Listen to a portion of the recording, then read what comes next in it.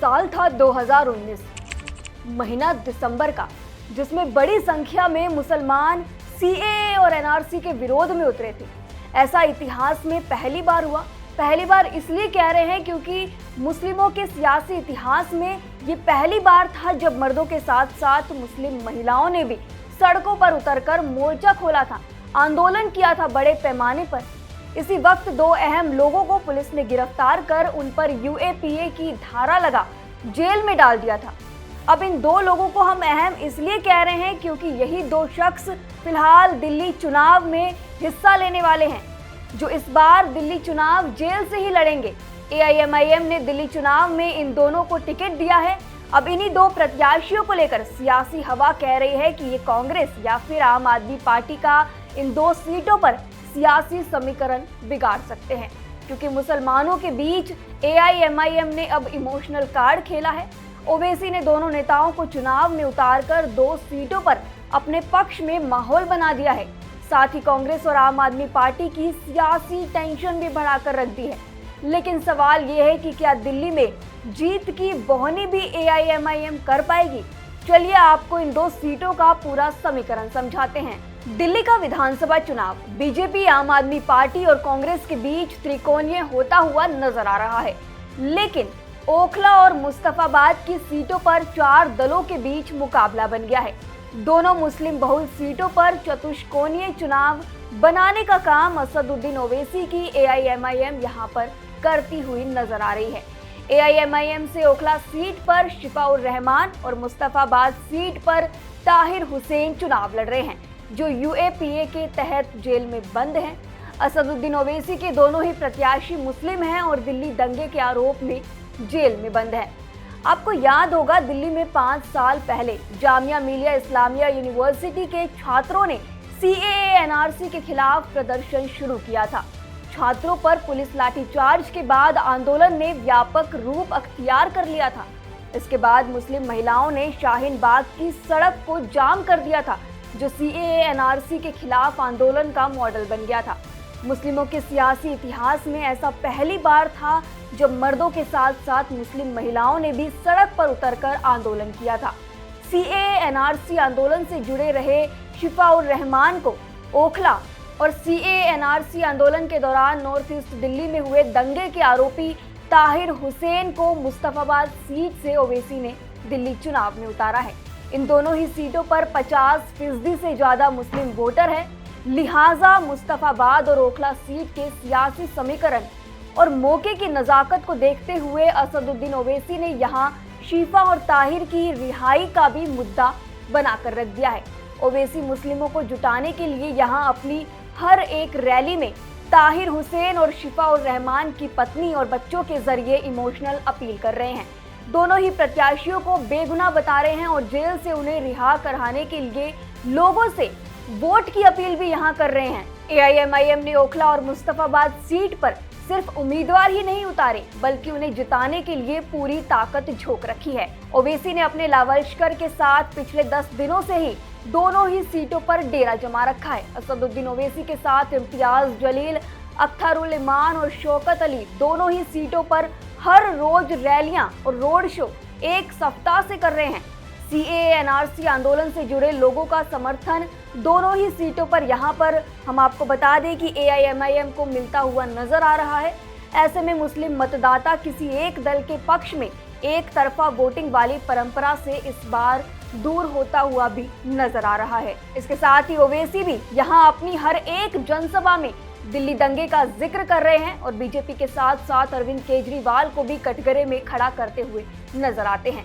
इसके अलावा कोरोना काल के दौरान तबलीगी जमात के मरकज पर केजरीवाल के स्टैंड को लेकर भी वो हमलावर हैं। सीएए एनआरसी आंदोलन, दिल्ली के दंगे और तबलीगी जमात के मरकज को लेकर केजरीवाल द्वारा किए गए बयानों के वीडियो एआईएमआईएम के द्वारा जमकर शेयर किए जा रहे हैं, ताकि मुस्लिम वोटों को आम आदमी पार्टी से दूर किया जा सके। ओखला और मुस्तफाबाद सीट पर मुस्लिम समाज का विश्वास जीतने के लिए ओवैसी उनके साथ अपना इस्लामिक नाता भी जोड़ने का दांव यहां पर चलते हुए नजर आ रहे हैं, जिसके लिए धार्मिक नारे भी बाकायदा लगाए जा रहे हैं।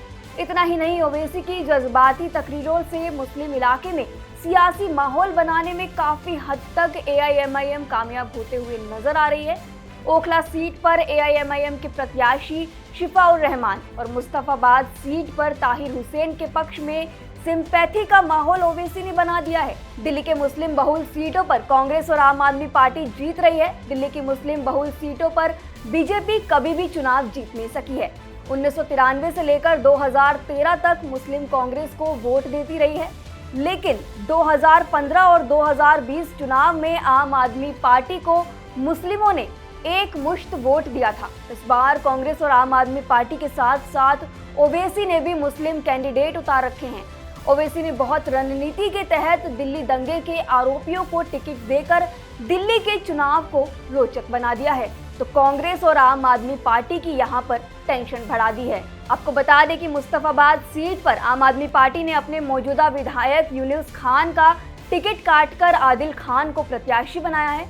कांग्रेस से पूर्व विधायक अहमद हसन के बेटे अली मेहंदी, एआईएमआईएम से दिल्ली दंगे के आरोपी ताहिर हुसैन और बीजेपी से इस सीट पर करावल नगर से विधायक मोहन सिंह बिष्ट चुनाव लड़ रहे हैं। तो वहीं मुस्तफाबाद की तरह ओखला विधानसभा सीट पर भी आम आदमी पार्टी से अमानतुल्लाह खान, कांग्रेस से अरीबा खान, एआईएमआईएम से शिफाउर रहमान और बीजेपी ने मनीष चौधरी को चुनावी मैदान में उतारा है। अब मुस्लिम वोटों के चलते ओखला और मुस्तफाबाद सीट बीजेपी के लिए भले ही मुश्किल भरी लग रही हो, लेकिन इस बार जिस तरह दोनों ही विपक्षी दलों के कैंडिडेट मजबूती से चुनाव लड़ते हुए नजर आ रहे हैं, इसके चलते ही दोनों सीटों पर मुकाबला काफी ज्यादा रोचक हो गया है। मुसलमानों का एक बड़ा तबका असदुद्दीन ओवैसी के उम्मीदवार के पक्ष में खड़ा नजर आ रहा है। एआईएमआईएम के ओखला और मुस्तफाबाद सीट पर मजबूती के साथ चुनाव लड़ने के चलते कांग्रेस और आम आदमी पार्टी का गणित दोनों ही सीटों पर गड़बड़ाता हुआ नजर आ रहा है। असदुद्दीन ओवैसी और उनके सिपह सलारों ने मुस्तफाबाद और ओखला सीट पर मशक्कत करके सियासी माहौल तो बना दिया है, लेकिन सभी के मन में सवाल है कि क्या एआईएमआईएम खाता भी खोल पाएगी या फिर नहीं। इसकी एक बड़ी वजह है कि ओवैसी को सुनने के लिए मुसलमानों की भीड़ तो उनकी रैलियों में जुटती है, मुस्लिम समुदाय उनके समर्थन में भी खड़े नजर आते हैं, लेकिन वोटिंग पैटर्न में तब्दील नहीं होता। इसकी एक बड़ी वजह यह है कि असदुद्दीन ओवैसी की पार्टी को हिंदू वोट नहीं मिलता है और मुस्लिमों के एक तबके का ही वोट मिलता है। मुस्लिमों के बीच अभी भी असदुद्दीन ओवैसी की स्वीकार्यता पूरी तरह से नहीं है, क्योंकि उनकी जो धार्मिक ध्रुवीकरण वाली सियासत है उसे हर कोई पसंद नहीं करता। इसलिए ओवैसी सियासी माहौल बनाने के बाद भी जीत से महरूम रह जाते हैं। मुस्लिमों के बीच बीजेपी को रोकने वाली रणनीति रही है, वो भी चिंता का सबब ओवैसी के लिए बनती रही है। मुस्तफाबाद सीट पर कांग्रेस, आम आदमी पार्टी और एआईएमआईएम में मुस्लिम बंटता हुआ नजर आ रहा है, तो ओखला सीट पर भी ये स्थिति साफ साफ दिख रही है। मुस्तफाबाद का क्षेत्र दिल्ली दंगे के चलते प्रभावित वाला रहा है, जिसके चलते हिंदू और मुस्लिम के बीच एक गहरी खाई साफ दिख रही है। ऐसे में धार्मिक ध्रुवीकरण होता है तो सियासी फायदा बीजेपी को मिलेगा, क्योंकि इस सीट पर कोई भी कैंडिडेट कमजोर नहीं है। मुस्तफाबाद सीट पर सियासी समीकरण देखें तो 50% मुस्लिम और 50% हिंदू वोटर है।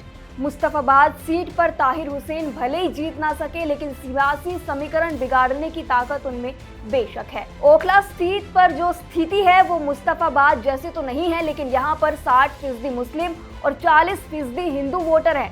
ओखला सीट पर मौजूदा विधायक अमानतुल्लाह खान को सत्ता विरोधी लहर का भी सामना करना पड़ रहा है, जिसके चलते ओवैसी ज्यादा उम्मीदें ओखला सीट से लगाए बैठे हैं।